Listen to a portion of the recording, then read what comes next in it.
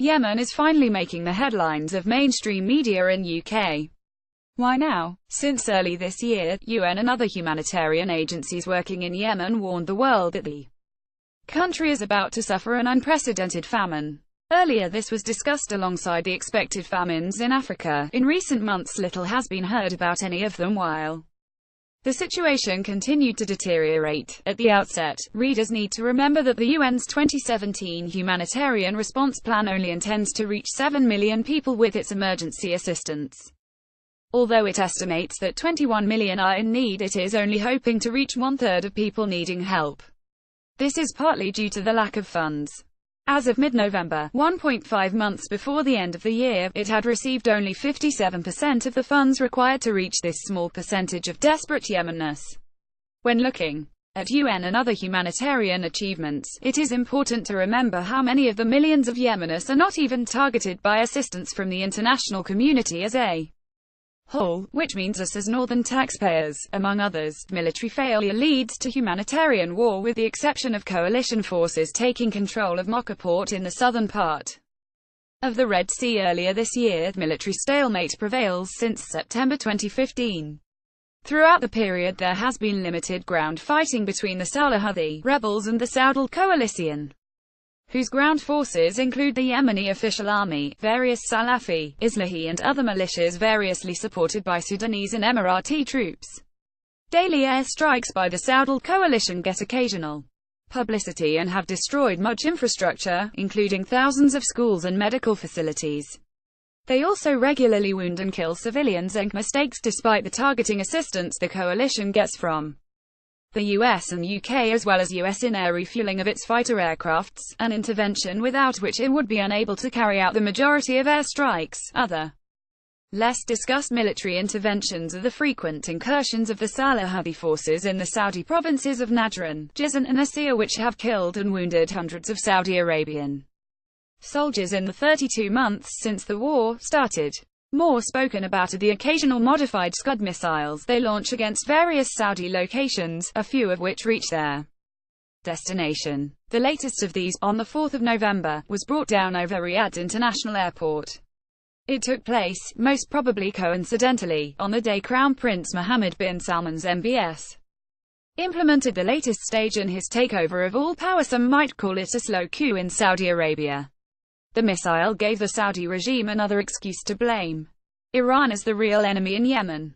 While in reality this war is first and foremost one between Yemeni factions for political control, Saudi discourse has shifted from the early days in 2015 when the objective was expressly stated to be the reinstatement of President Hadi to power in Sana'a.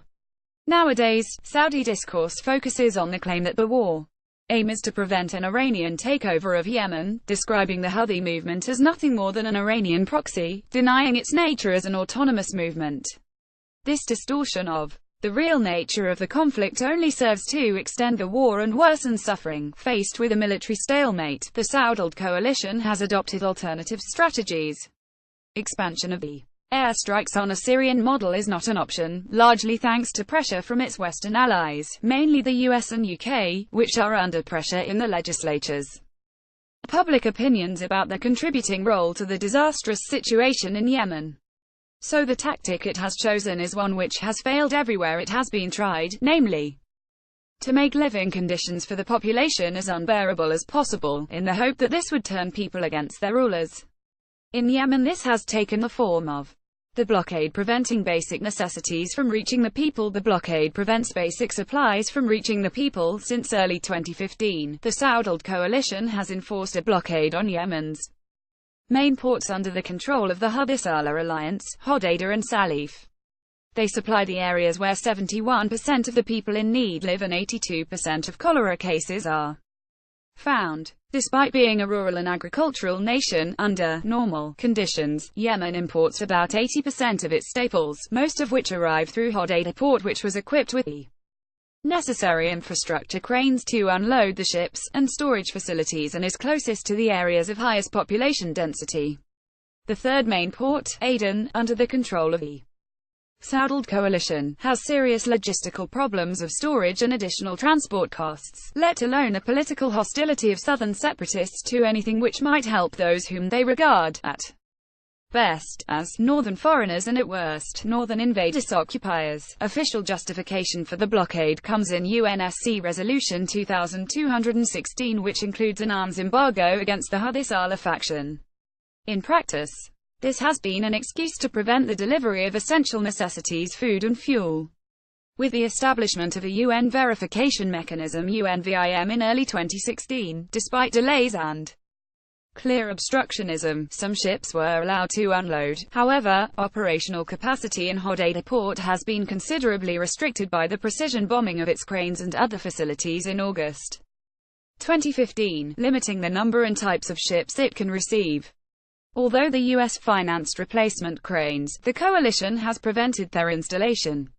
A further blow to the humanitarian situation took place in September 2016 when the Hadi regime unilaterally decided to transfer the Central Bank of Yemen from Sana'a to Aden. Since then, neither of the two rival banks has functioned effectively. In particular, this has prevented the majority of commercial food imports who supply 80% of the country's needs, as traders have been unable to obtain the letters of credit needed for purchases on the world market.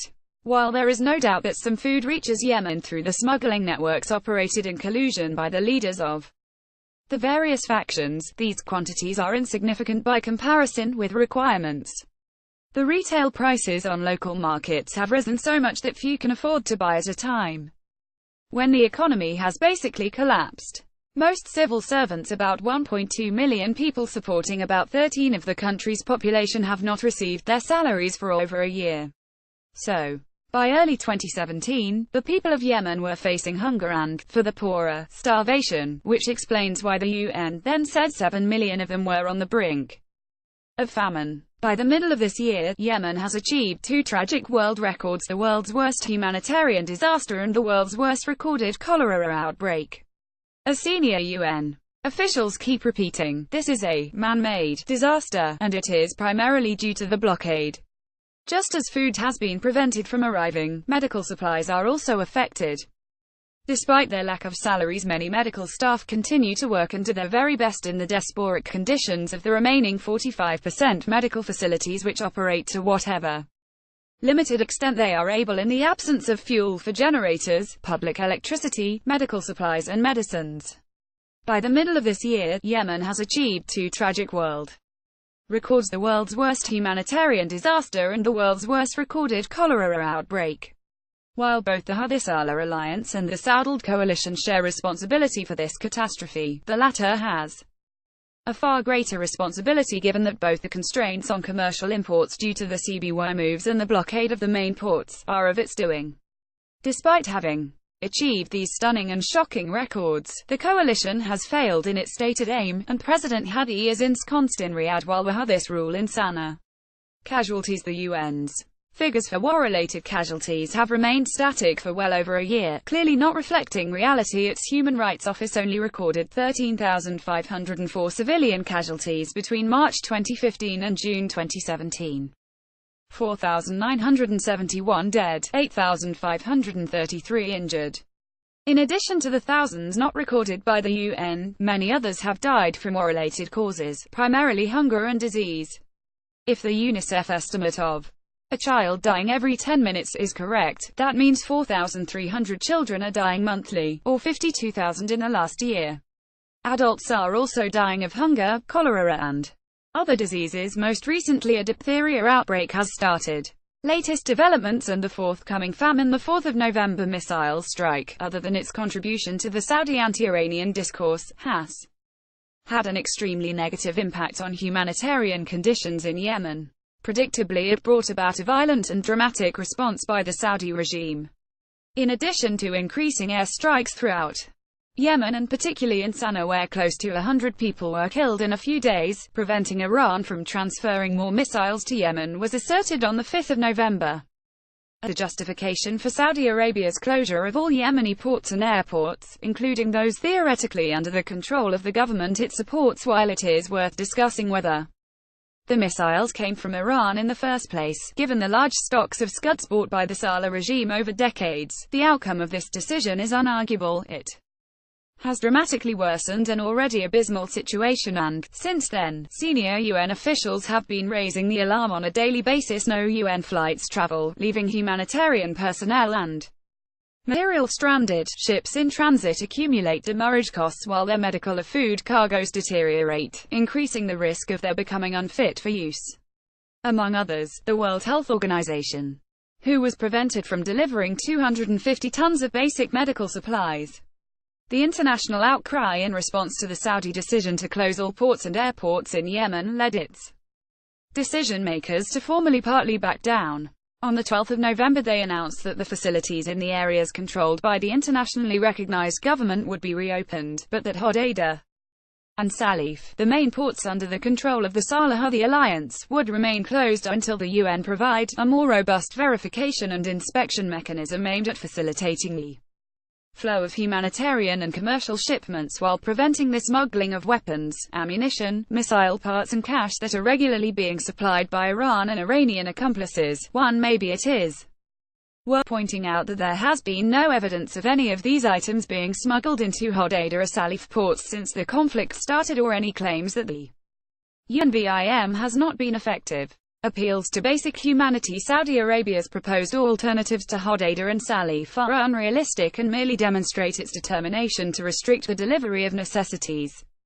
to the Yemeni people. As put by the UN, transporting humanitarian aid on a large scale from Aden, Jizan, and Salalah ports to areas with the highest number of people in need would entail crossing conflict areas and front lines, and can present delays, clearance restrictions, security-related complications, high transportation costs and disruption of supplies. Jizan, in Saudi Arabia, is in an area frequently attacked by the Houthis, while Salalah in Oman is 1,900 kilometers from Sana'a. Along the route currently practicable for trucks, they would need to negotiate about 100 checkpoints on the way, manned by a wide range of mutually hostile groups, many of which tax traffic, particularly traffic carrying goods.